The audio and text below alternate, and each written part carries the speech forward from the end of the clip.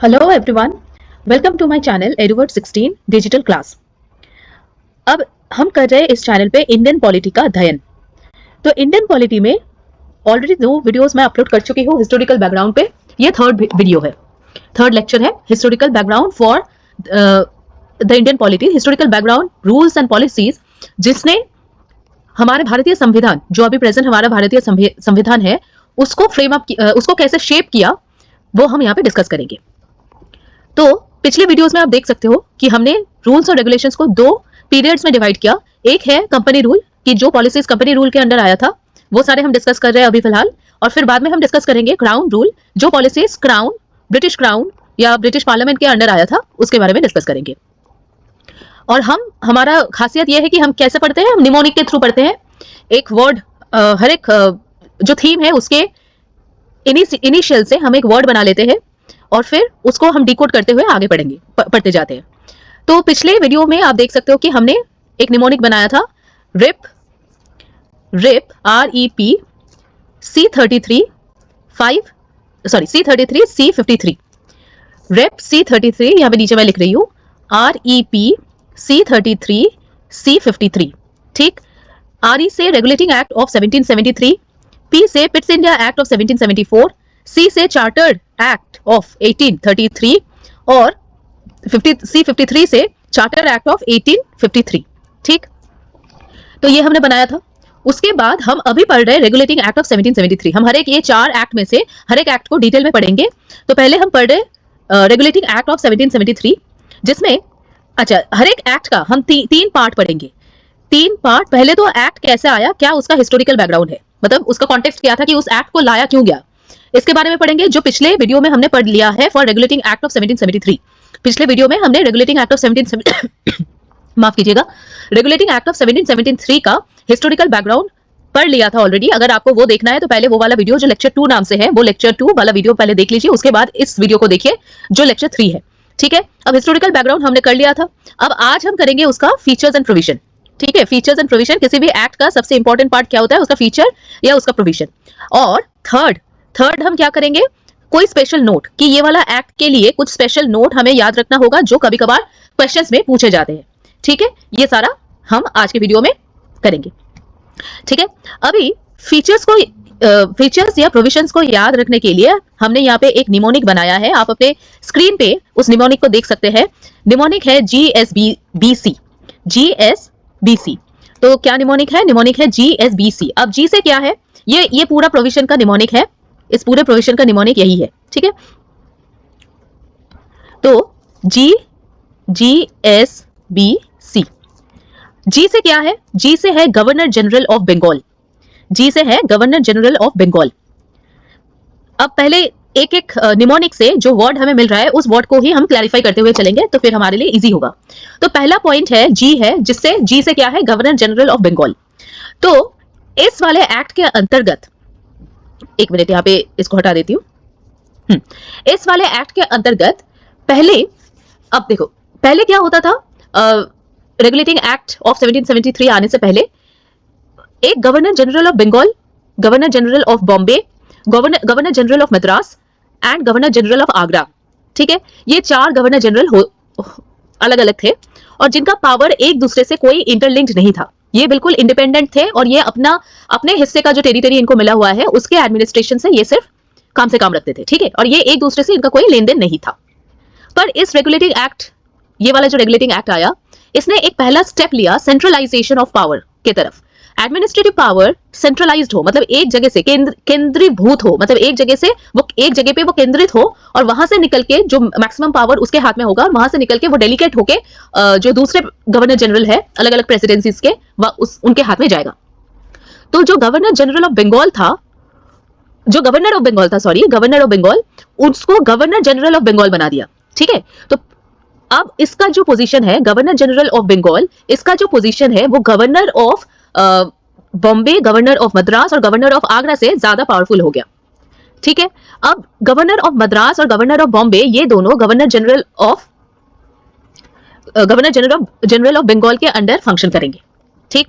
तो पहला governor general जो बने थे, गवर्नर जनरल ऑफ बंगाल बने थे, वो थे लॉर्ड वॉरेन हेस्टिंग्स।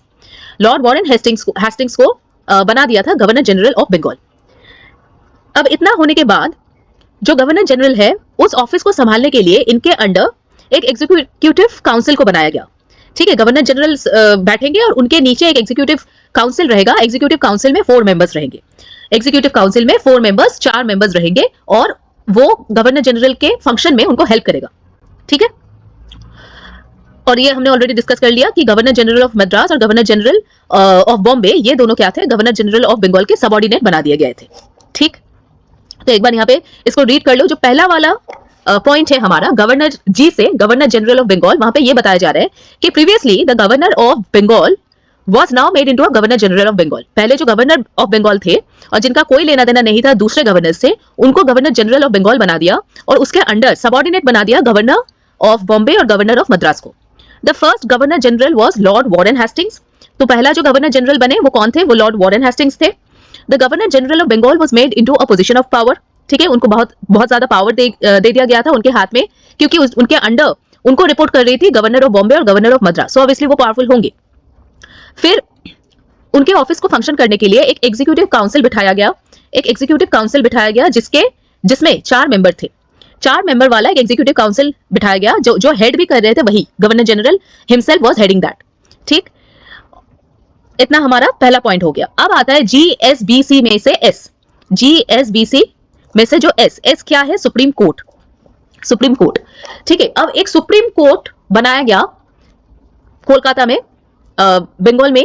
उस टाइम पे फोर्ट विलियम्स नाम था उसका, अभी भी है। अभी भी अगर आप कोलकाता में जाओगे तो पूरा फोर्ट विलियम्स आप एक हिस्टोरिकल प्लेस बन गया है, वहां पे जाके आप घूम भी सकते हो। तो फोर्ट विलियम्स करके एक फोर्ट बनाया गया जिसको सुप्रीम कोर्ट में तब्दील कर दिया गया। एक जगह ही बन गया फोर्ट विलियम्स, वहां पे एक सुप्रीम कोर्ट बनाया गया। तो the act provided for a supreme court at fort Williams in Calcutta. Fort Williams के अंडर एक सुप्रीम कोर्ट बनाया गया, वहां पे है अभी। तो सुप्रीम कोर्ट जो आया वो 1774 में आया, 1 साल लगा उसको बनने में और फिर 1774 में सुप्रीम कोर्ट आ गया बनके। सुप्रीम कोर्ट में क्या है, एक चीफ जस्टिस है और उसके साथ 3 जजेस और हैं। ठीक है, सुप्रीम कोर्ट में एक चीफ जस्टिस होगा और उसके साथ 3 जजेस और होंगे। अब इनका काम क्या था, सिविल जस्टिस को देखना, जो भी केसेस आ रहे हैं। ठीक है, उस टाइम पे कि जो सिटीजन्स है उस टाइम पे, जो भारत के सिटीजन्स थे और नहीं, जो भारत के नहीं भी थे, जो यूरोपियंस थे, तो वो अपने लीगल मैटर्स को लेके इस सुप्रीम कोर्ट में जाएंगे और अपना पेशी करेंगे और वहां से अपना जजमेंट लेंगे। ठीक है, तो एक सुप्रीम कोर्ट बनाया गया। अब आता है जीएस हो गया, फिर बी। बी से क्या है, बी से है ब्राइब्स। ठीक है, ब्राइब्स। ब्राइब्स का मतलब क्या है, घूस। अब उस टाइम पे ईस्ट इंडिया कंपनी के अंडर बहुत सारे गलत काम हो रहे थे जो ईस्ट इंडिया कंपनी के खुद के ऑफिसर्स कर रहे थे। अब जब वो भारत में आए, उनको लगा कि ईस्ट इंडिया कंपनी जो है वो तो ब्रिटेन में बैठी हुई है। ठीक है, और वो अपना तो कमा ही रही है। अब वो हमारे ऊपर डायरेक्ट कंट्रोल तो कर नहीं पाएगी इतनी दूर। और उस टाइम पे जब इतना ज्यादा वो व्हाट्सएप नहीं था, इतना ज्यादा कम्युनिकेशन डेवलप नहीं था, तब तो आने में ही इतने सारे बहुत सारा टाइम लग जाता था। ये लोग जहाज से आते थे, शिप से आते थे और 2-3 महीने लग जाते थे इनको ब्रिटेन से यहाँ तक पहुंचने में। ठीक है, तो इस ऐसे में इनको लगा, जो एम्प्लॉइज यहाँ पे थे भारत में, उनको लगा कि क्यों ना हम भी थोड़ा घूस लेके जैसे तैसे ऊपर नीचे करके हम भी अपना जो ट्रेजरी है, अपना जो बैंक बैलेंस है उसको थोड़ा बढ़ा लेते। बैंक बैलेंस नहीं, मतलब अपने पास पैसे वगैरह थोड़ा बढ़ा लेते। तो उस टाइम पे जो एम्प्लॉइज थे ईस्ट इंडिया कंपनी के, वो काफी घूस वगैरह लेते थे। जैसे किसी राजा से घूस ले लिया, यहाँ पे किसी नोबल राजा के किसी कोर्ट के किसी मेंबर से घूस ले लिया। ऐसे घूस लेके वो अपना पॉकेट बढ़ाते थे। ठीक है, तो ये बात पहुंची ईस्ट इंडिया कंपनी तक और ईस्ट इंडिया कंपनी से पहुंची ब्रिटिश पार्लियामेंट तक। तो ब्रिटिश पार्लियामेंट ने जब उनको लगा कि ईस्ट इंडिया कंपनी को रेगुलेट करना चाहिए, तो उसके मेंबर्स, उसके जो servants of East India company है, वो ब्राइब्स ना ले, ऐसा इसने इस रेगुलेटिंग एक्ट के अंदर स्ट्रिक्टली बोल दिया। ठीक है, so the servants of the company they strictly prohibited from taking bribes from the natives और engaging in any private trade. और प्राइवेट ट्रेड भी नहीं करेगी, मतलब ये नहीं कि ईस्ट इंडिया कंपनी के साथ साथ पैरेलल अपना ट्रेड स्टार्ट कर दिया। तो कंपनी के जो लोग थे, कंपनी के जो एम्प्लॉइज थे, जो सर्वेंट्स थे, वो यहाँ पे आके अपना ब्राइब नहीं लेगी और अपना कोई प्राइवेट ट्रेड नहीं स्टार्ट करेगी। ठीक है, अब आता है नेक्स्ट सी से। सी से है कोड ऑफ डायरेक्टर्स या कंट्रोल। आप याद कर सकते हो कंट्रोल किसके ऊपर, कंट्रोल ईस्ट इंडिया कंपनी के ऊपर। ठीक है, ईस्ट इंडिया कंपनी के ऊपर कंट्रोल। अब देखो उस टाइम पे, ये ऑलरेडी हिस्टोरिकल बैकग्राउंड में हमने डिस्कस किया कि ईस्ट इंडिया कंपनी जो है वो काफी घाटे में चल रही थी। ईस्ट इंडिया कंपनी जो है उस टाइम पे बहुत घाटे में चल रही थी और ये जो इनका कमिटमेंट है क्राउन की तरफ, उसे ही फुलफिल नहीं कर पा रहे थे। क्राउन को इनको हर एक ईयर के एंड में 40,000 पाउंड देना होता था। तो वो क्योंकि घाटे में चल रही थी ईस्ट इंडिया कंपनी, तो ये जो अमाउंट है वो दे नहीं पा रही थी। तो इसलिए ब्रिटिश पार्लियामेंट ने सोचा कि ईस्ट इंडिया कंपनी में कुछ गड़बड़ हो रही है, मतलब अंदर अंदर कुछ गड़बड़ हो रही है, तो इसको कंट्रोल किया जाना चाहिए। तो इसलिए उन्होंने एक court of directors, British parliament ने एक कोर्ट ऑफ डायरेक्टर्स बना दिया, जिसका काम ही होगा ईस्ट इंडिया कंपनी के अफेयर्स जो इंडिया में वो लोग कर रहे हैं, उस अफेयर्स को रेगुलेट करना। ठीक है, अब उस अफेयर्स में एडमिनिस्ट्रेटिव अफेयर्स और कमर्शियल अफेयर्स दोनों ही है। तो ये दोनों एडमिनिस्ट्रेटिव अफेयर्स और कमर्शियल अफेयर्स दोनों को रेगुलेट करेगी ये कोर्ट ऑफ डायरेक्टर्स। इस कोर्ट ऑफ डायरेक्टर के ऊपर, मतलब कोर्ट ऑफ डायरेक्टर को चलाएंगे कौन? Lord north. ठीक है, लॉर्ड नॉर्थ उस टाइम पे ब्रिटिश पार्लियामेंट के ही एक मेंबर थे, जो कि काफी इन्फ्लुएंशियल थे, और उनके अंडर ये कोर्ट ऑफ डायरेक्टर्स बना दिया गया था। और ईस्ट इंडिया कंपनी अपने सारे एडमिनिस्ट्रेटिव अफेयर्स और कमर्शियल अफेयर्स के रिपोर्ट इस कोर्ट ऑफ डायरेक्टर्स को देगी, और कोर्ट ऑफ डायरेक्टर्स फिर देखेंगे कि उसमें क्या चल रहा है, उसमें क्या सही चल रहा है, क्या गलत चल रहा है, ये सब कुछ वो कंट्रोल करेंगे। ठीक है, तो ये हमारा 4 पॉइंट्स हो गया जो फीचर्स में है। GSBC, जी से क्या हुआ? Governor general of Bengal. Governor general of Bengal ये वाला पोजीशन जो है ये बनाया गया था रेगुलेटिंग एक्ट ऑफ 1773 के अंदर। फिर आता है S से क्या है हमारा? Supreme court. एक सुप्रीम कोर्ट बनाया गया था फोर्ट विलियम्स पे, जहां पे चीफ जस्टिस थे और चीफ जस्टिस के नीचे 3 और जजेस थे। फिर आता है B से ब्राइब, GSBC, तो B से ब्राइब। ईस्ट इंडिया कंपनी के एम्प्लॉइज को ब्राइब लेना अलाउड नहीं था, किसी भी नेटिव से, किसी भी यहाँ के लोग से वो ब्राइब नहीं लेंगे, और अपना पैरेलल प्राइवेट ट्रेड भी नहीं स्टार्ट करेंगे। वो ईस्ट इंडिया कंपनी के एम्प्लॉई होके जा रहे हैं, तो ईस्ट इंडिया कंपनी के एम्प्लॉई होके ही काम करेंगे, और कुछ अपना प्राइवेट नहीं स्टार्ट करेंगे, और किसी गलत काम में जैसे ब्राइब लेना इसमें भी नहीं उलझेंगे। फिर GSBC फोर्थ क्या आता है? C से क्या? कोर्ट ऑफ डायरेक्टर्स, या C से कंट्रोल। ईस्ट इंडिया कंपनी के अफेयर्स एडमिनिस्ट्रेटिव और कमर्शियल। एडमिनिस्ट्रेटिव क्योंकि वो उसने यहाँ पे आके सत्ता संभाल लिया था, तो एडमिनिस्ट्रेटिव वहां पे, और कमर्शियल वो तो है ही, उसका काम ही था ट्रेड करना, तो कमर्शियल। तो एडमिनिस्ट्रेटिव और कमर्शियल जो अफेयर्स है ईस्ट इंडिया कंपनी का इंडिया में, वो संभालने के लिए एक बॉडी, एक कोर्ट ऑफ डायरेक्टर्स को बनाया गया, जिसके ऊपर लॉर्ड नॉर्थ थे। लॉर्ड नॉर्थ ब्रिटिश पार्लियामेंट के एक मेंबर थे, इन्फ्लुएंशियल थे, और ईस्ट इंडिया कंपनी को अपना एडमिनिस्ट्रेटिव और कमर्शियल रिपोर्ट इस कोर्ट ऑफ डायरेक्टर्स को सौंपना था। कोर्ट ऑफ डायरेक्टर्स फिर देखेगी कि ईस्ट इंडिया कंपनी ने कहाँ सही किया, कहाँ गलत किया, और कैसे ईस्ट इंडिया कंपनी को और भी डेवलप किया, रेगुलेट किया जाए, उसके अंदर जो गलत काम हो रहे हैं उसे रेगुलेट किया जाए, ताकि वो जो प्रॉफिट नहीं कमा पा रही है और जो ब्रिटिश पार्लियामेंट को पैसे नहीं दे पा रही है, या शेयर होल्डर्स को जो प्रॉफिट नहीं दे पा रही है, वो कैसे ठीक हो। ठीक है, तो यहां तक हम रेगुलेटिंग एक्ट ऑफ 1773 के सारे फीचर्स पढ़ लिए। अब इसके आगे 2 स्पेशल नोट है कि रेगुलेटिंग एक्ट ऑफ 1773 का क्या इंपॉर्टेंस है, क्या सिग्निफिकेंस है। ठीक है, कैसे रेगुलेटिंग एक्ट ऑफ 1773 को बाकी जो एक्ट्स आए उससे वो अलग है। ठीक है, तो इसमें 2 पॉइंट्स है। पहला पॉइंट ये है कि ये ब्रिटिश गवर्नमेंट का पहला स्टेप था to regulate the administrative and commercial affairs of East India company.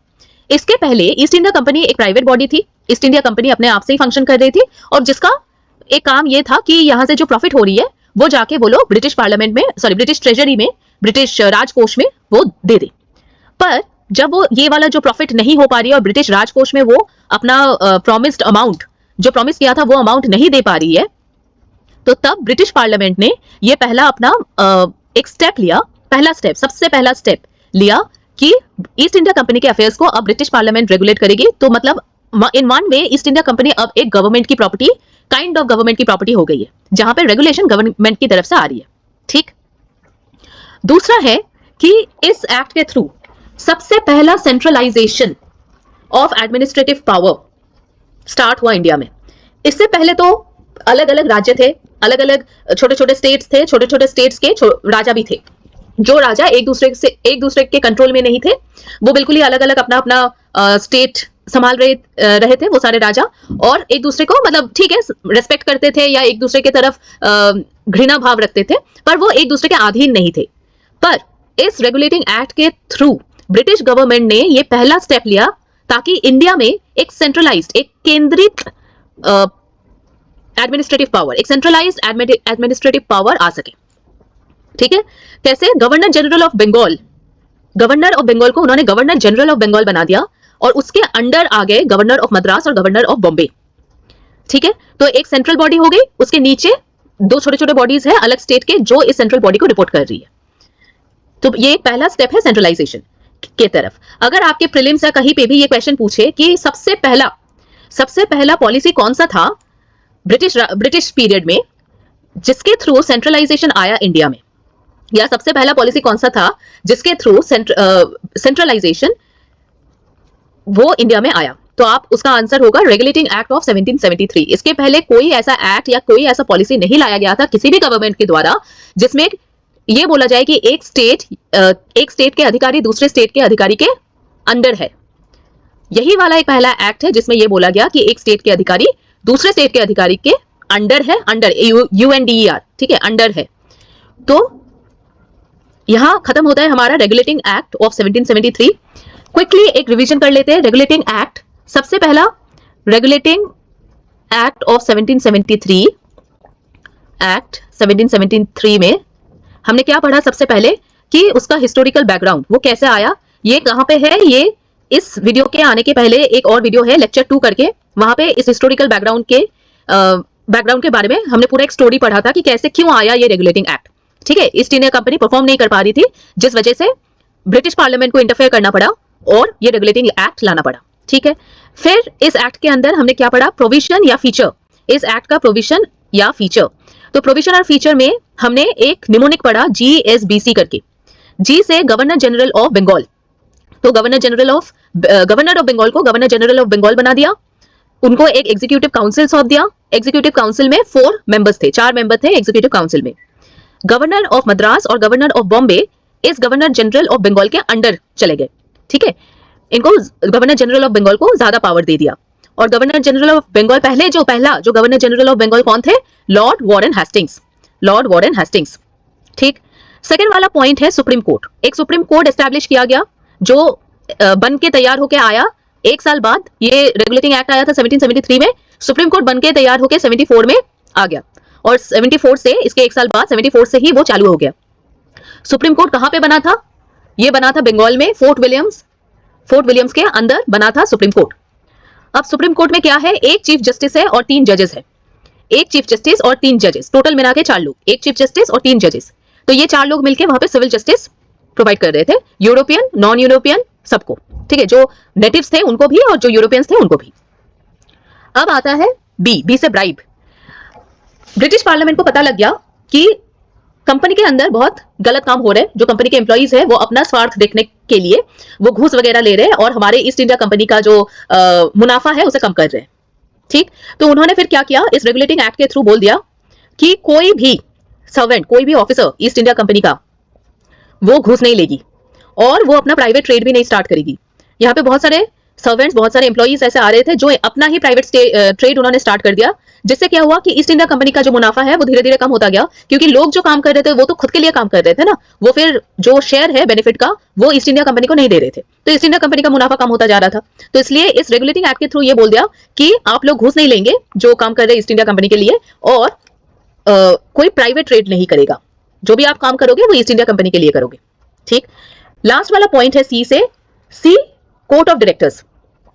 तो ईस्ट इंडिया कंपनी के जो अफेयर्स थे, वो कमर्शियल वाला अफेयर और एडमिनिस्ट्रेटिव वाला अफेयर, दोनों को संभालने के लिए एक कोर्ट ऑफ डायरेक्टर्स बनाया गया। लॉर्ड नॉर्थ के अंडर एक कोर्ट ऑफ डायरेक्टर्स बनाया गया।